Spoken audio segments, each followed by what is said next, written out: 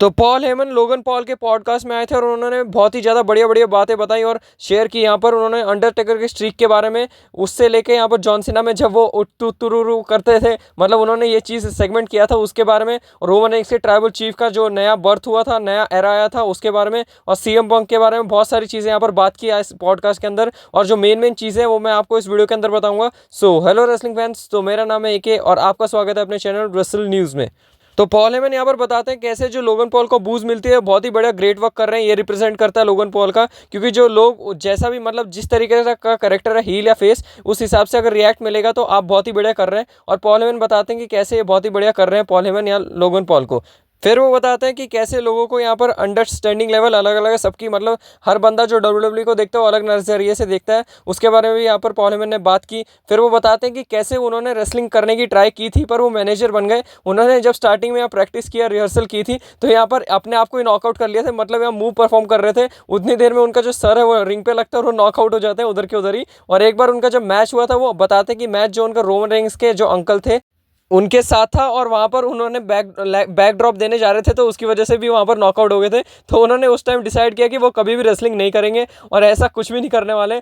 और उन्होंने यहाँ पर डिसाइड किया कि वो ये रेसलिंग बिल्कुल नहीं करेंगे, और उन्होंने मैनेजर का डिसाइड किया। और पॉल हेमन बोलते हैं कि मैंने बहुत ही बढ़िया चीज़ की है मैनेजर बन के। फिर लोगन पॉल भी इस चीज़ को बताते हैं कि कैसे पॉल हेमन ने बहुत बढ़िया बढ़िया चीज़ें देखी हैं, विटनेस की है, जैसे अंडरटेकर, स्टोन को, स्टीव ऑस्टिन और बड़े बड़े जितने भी नाम हैं उन सबको, मतलब जो यंग थे उस टाइम पे, उन सबको विटनेस किया है और मैनेज भी किया है। और ये बहुत ही बढ़िया बात है, लोगन पॉल बताते हैं पॉल हेमन की, और ये बहुत ही ज़्यादा एक्सपीरियंस है पॉल हेमन के अंदर, वो तो हम सबको पता ही है। फिर यहाँ एक फ़नी चीज़ शेयर करते हैं, मतलब बताते हैं कि जब वो फर्स्ट टाइम लोगन पॉल से मिले थे वो कितना फ़नी था इंटरेक्शन। मतलब लोगन पॉल ये सोच रहे थे कि पॉल हेमन कुछ आ रहे हैं, मतलब आ रहे हैं तो कुछ कहेंगे, अच्छी चीज़ें बताएंगे, क्योंकि वो मैच रेसल करने जा रहे हैं और फर्स्ट है और न्यू है इस चीज़ में, इस बिज़नेस में।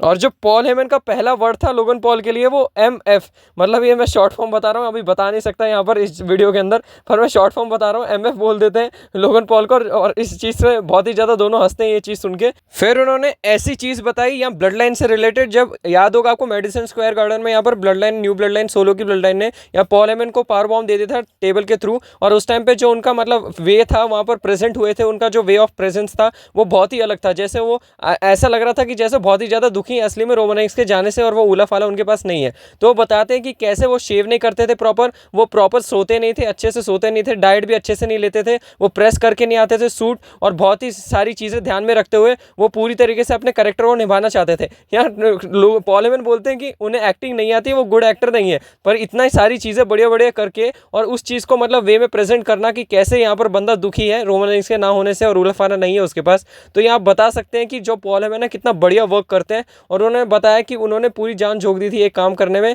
कि कैसे जो मेरा कैरेक्टर है वो ऐसा दिखना चाहिए कि वो बहुत ही ज़्यादा दुखी है रोमन रेंस के हारने से। और जो पॉल हेमन ने ये सारी चीज़ें की है, मतलब खाना नहीं खा रहे हैं अच्छे से, सो नहीं रहे अच्छे से, मतलब उन्होंने बाल तक नहीं धोए थे अच्छे से, दाढ़ी को अच्छे से शेव नहीं कर रहे हैं, उसके बाद वो प्रॉपर सूट में नहीं आ रहे हैं। तो ये सीधी सी बात है, बताता है कि पॉल हेमन की जो ग्रेटनेस है वो कितने अलग लेवल पे है। और बहुत से लोग यहाँ पर एक्नॉलेज करते नहीं है पॉल हेमन को, सब लोग मतलब रेसलर को देखते हैं, पर जो पॉल हेमन है वो बहुत ही ज़्यादा गोट है, ग्रेटेस्ट ऑफ ऑल टाइम है। ये तो आपको एक्नॉलेज करना चाहिए ये बात सुन के, कि कैसे जो पॉल हेमन है पूरी स्टोरी लाइन के अंदर घुस जाते हैं और जो प्रेजेंट करते हैं उस स्टोरी लाइन को और उस कैरेक्टर को, बहुत ही ग्रेट होता है। तो यहाँ से पॉल हेमन को ग्रेटनेस को आप एक्नॉलेज करने के लिए एक बार कमेंट सेक्शन में acknowledge Paul Heyman, acknowledge you Paul Heyman लिख दीजिए, बहुत ही बढ़िया रहेगा। बाकी फिर नेक्स्ट हम बात करें तो यहाँ पॉल हेमन ने बताया कि कैसे वो जॉन सीना का जो सेगमेंट हुआ था, जहाँ पर जो पॉल हेमन है वो गाना गा रहे होते हैं जॉन सीना का तुत्तुरुरु, आपको भी याद ही होगा, वो बहुत ही फनी सेगमेंट था। ये बताते हैं कि कैसे जॉन सीना को उन्होंने बताया नहीं था, वो बस इतना बोले थे कि मैं कुछ बोलने वाला हूँ, बस इतना बोल के पॉल हेमन चले गए। पॉल हेमन जॉन सीना को बोल दिया था, फिर जॉन सीना चले गए थे रिंग में। फिर जब वो आके ये चीज़ परफॉर्म करते हैं, वैसे तो हमें देखने मिला था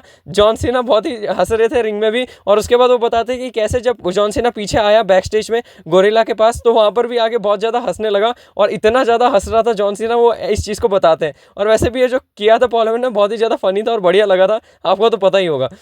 फिर वो कोडी रोड्स के बारे में बात करते हैं कि जो कैसे कोडी रोड्स है वो बहुत ही ज़्यादा बढ़िया है कंपनी के लिए, बहुत ही ज़्यादा प्रॉफिटेबल है और बहुत ही ज़्यादा पैसा कमा के देता है, और वो सारी टिकट सेल करता है और जितने भी उसके मर्चेंडाइज है वो बिकते हैं अच्छे से, और जो जिस चीज़ पे वो साइन कर देता है मतलब टाइटल पे, तो वो बहुत ही ज़्यादा बढ़िया बिकती है। तो बताते हैं कि कैसे जो कोडी रोड्स है बहुत ही ज़्यादा प्रॉफिटेबल चल रहा है WWE के अंदर, और वो जो बंदा है वो बहुत ही ज़्यादा डेडिकेटेड है WWE के ऊपर, और जो वो वर्क करता है बहुत ही ज़्यादा डेडिकेटेड है, मतलब उसे कहीं भी बुलाओगे, मतलब तुम्हें उठ जाओ, मतलब सुबह भी उठ के बोलोगे कि यहाँ पर आना, वो बोलता है कि हाँ मैं आ रहा हूँ उधर। तो इतना डेडिकेटेड कोडी रोड्स को बताते हैं कि कैसे वो इतना बढ़िया बंदा है और बिजनेस के लिए भी बढ़िया, और जो वो देखता है कि कैसे मैं ही बिजनेस को रिप्रेजेंट करता हूँ तो और भी ज़्यादा बढ़िया परफॉर्म करता है और बताते हैं कि कोडी रोड्स बहुत ही बढ़िया है। फिर नेक्स्ट हम बात करें तो वो ये बात करते हैं कि कैसे वो जो लेडीज़ एंड जेंटलमैन बोलते हैं उनको कैसे मिला ये चीज़, मतलब वो बोलते हैं ना ladies and gentleman my name is Paul Heyman. तो वो बताते हैं कि कैसे जब उनके फादर थे वो जब कोर्ट में जाया करते थे तो वो अपने आप को जो स्टार्टिंग में मतलब अपने आप को रिप्रेजेंट करते मतलब बोलते हुए थे, स्टार्टिंग ऐसे ही करते थे लेडीज़ एंड जेंटलमैन। तो उन्होंने अपने फादर से ये चीज़ ली है। फिर पॉल हेमन से ये भी पूछा जाता है कि उनका ऐसा कौन सा मूवमेंट था जो इनको अभी भी सोच के उन्हें पसीने छूट जाते हैं, गूज़बम्प आते हैं। तो वो बहुत सारी चीज़ें बताते हैं जैसे ECW का फर्स्ट शो, ECW का लास्ट शो, और वो एक और चीज़ मेंशन करते हैं ब्रॉक लेसनर ने जब अंडरटेकर की स्ट्रीक तोड़ी थी। तो वो तो हम सबको पता ही कि कितना ज़्यादा शॉकिंग था और आज भी बहुत ज़्यादा शॉकिंग लगता है ये चीज़ सुन के। फिर वो बोलते हैं कैसे Roman Reigns, Cody Rhodes, CM पंक और जितने भी यहाँ पर बहुत बड़े बड़े स्टार्स हैं, सेथ रॉलिंस जैसे, CM पंक, ड्रू मैकिंटायर, कितने बढ़िया बिजनेस को कैरी कर रहे हैं। इन्होंने ये चीज़ भी मेंशन की थी। फिर हम मेन चीज़ की तरफ चलते हैं तो यहाँ पर स्क्रिप्ट के बारे में बताते हैं कि कैसे एक बंदा उनसे पूछता है लोगन पॉल का कि अगर आप लोगन पॉल को बुक करना चाहेंगे तो कैसे करेंगे। तो यहाँ पॉल हेमन सीधा सीधा बताते हैं कि मैं आंसर देता हूँ ऑनेस्टली, अगर मैं लोगन पॉल को बुक करूंगा तो मैं अभी बुक के लिए नहीं करूंगा, मैं रेसलमेनिया 42, 43 के लिए बुक करूंगा, 26 और 27। मतलब उस वे में कैसे प्रेजेंट करेगा लोगन पॉल अपने आप को। अगर मैं पहले ही यहाँ पर एक चीज़ सेट कर दूं कि यहाँ सेट गोल कर दिया कि रेसलमेनिया 42 में और रेसलमेनिया 43 में लोगन पॉल का ये मैच होने वाला है, तो लोगन पॉल को अभी से क्या करना पड़ेगा उसके लिए। तो जब भी पॉल हेमन स्क्रिप्ट लिखते हैं तो वो ऐसे ही लिखते हैं कि एंडिंग से स्टार्ट करते हैं, उसके बाद वो एंडिंग पॉइंट पे पहुंचते हैं। और ये बहुत ही ज़्यादा बढ़िया इन्होंने पॉल हेमन ने बताया कि कैसे जो बंदा है, अगर मैं उसको बता दूंगा कि रेसलमेनिया 43 में अगर आप इस बंदे को फेस करेंगे तो आपको अभी से पहले बहुत ही बढ़िया बिल्डअप करना पड़ेगा कि कैसे आप उस जगह पहुंचें और उस प्रोग्रेशन को बहुत ही बढ़िया दिखाएं जिससे कि जो आप सुपरस्टार है बहुत ही बढ़िया निकल के आए। और पॉल हेमन ने बताया कि हमेशा वो ऐसे ही लिखते हैं और आज तक उनकी ज़िंदगी में ऐसा नहीं हुआ कि उन्होंने ऐसे स्क्रिप्ट लिखी हो कि मतलब पहले ही मैं स्टार्टिंग से स्टार्ट करूँ। मैं हमेशा एंडिंग बताता हूँ कि एंड ऐसे होगा और फिर उसके बाद वो जो बीच का पार्ट है वो मतलब कवर करते हैं और बनाते हैं ऑन दी स्पॉट।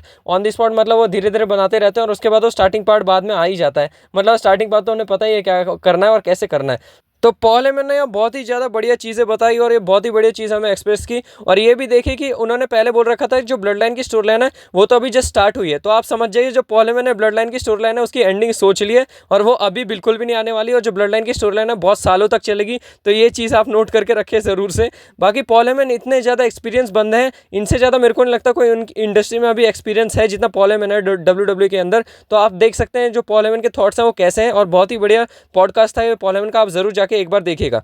बाकी यही था आज की इस वीडियो के अंदर, पॉडकास्ट को पूरा एक्सप्लेन कर दिया है। ऐसी इंटरेस्टिंग न्यूज़, अपडेट, रूमर्स और सारे शो के हाइलाइट्स देखने के लिए आप रेसल न्यूज़ को सब्सक्राइब करें। बाकी ऐसे इंटरेस्टिंग और मज़ेदार वीडियो के साथ मैं आपको हमेशा मिलता ही रहूँगा रेसलिंग फैंस। तब तक के लिए take care and good bye.